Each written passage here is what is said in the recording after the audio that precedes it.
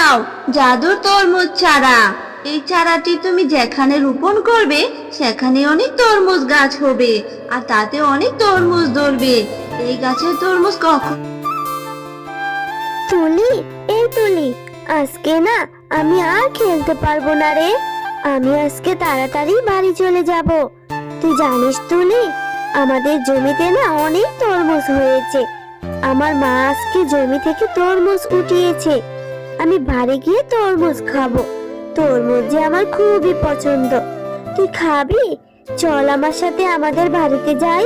দুজনে মিলে অনেক মজা করে তরমুজ খাবো। তরমুজ খাবি?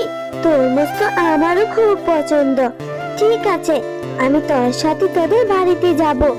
আমিও তোর সাথে আজকে তরমুজ খাবো। মা, আমি সাথে করে তুলিকে নিয়ে এসেছি। আমাদের দুজনকে তরমুজ খেতে দাও না মা।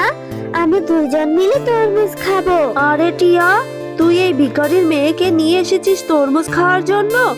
তোকে না বলেছি এই গরিবদের সাথে মিশবি না। ওদের কাজই হচ্ছে বড় লোকদের সাথে মিশে বড় লোকদেরটা চেয়ে খাওয়া। না বাগিনী কাকিমা, আমি তো টিয়ার কাছে তরমুজ খেতে চাইনি। টিয়াই তো আমাকে নিয়ে এসেছে তরমুজ খাওয়ার জন্য। ওরে ভিখারির মেয়ে, তুই আবার আমার মুখে মুখে কথা বলছিস?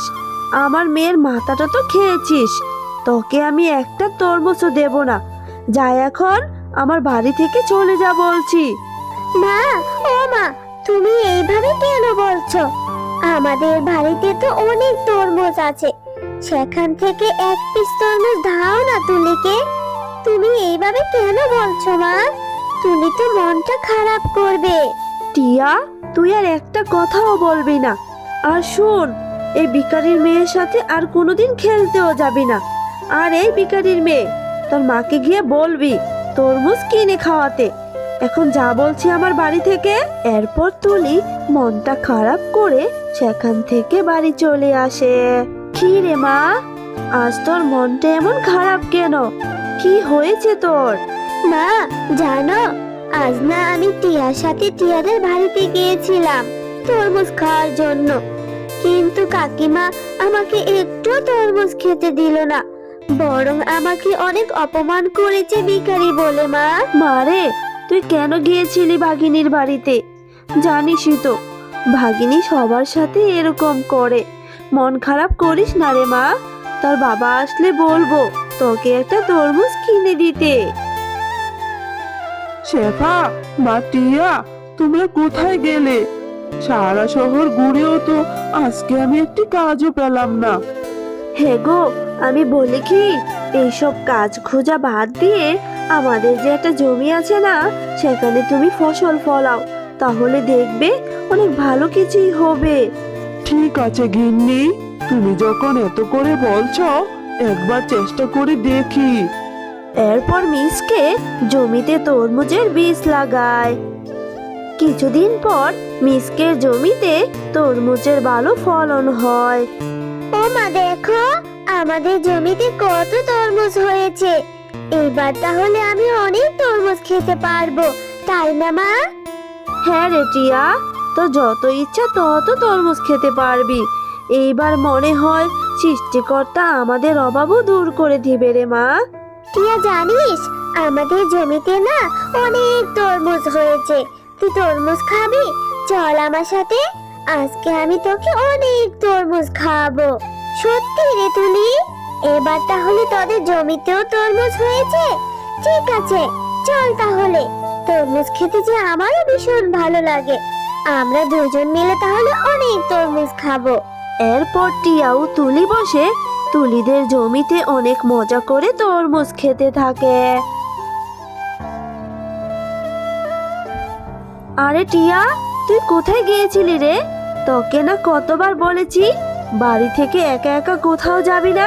কোথায় গিয়েছিলি বল?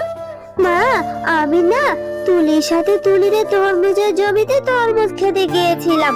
মা জানো, তুলিদের জমিতে অনেক তরমুজ হয়েছে, আর খেতেও ভীষণ মিষ্টি। আমাদের তরমুজের থেকেও অনেক বেশি মজা ছিল। কি বলছিস? শেফা শিয়ালিনীও তরমুজ চাষ করেছে? তাহলে তো শেফা তরমুজ বিক্রি করে ধনী হয়ে যাবে। এটা তো কিছুতেই হতে দেয়া যাবে না। আমাকে তো এটার কিছু একটা ব্যবস্থা করতেই হবে। এরপর রাতের বেলা বাঘিনী তুলিদের সমস্ত তরমুজের গাছগুলো নষ্ট করে দেয়।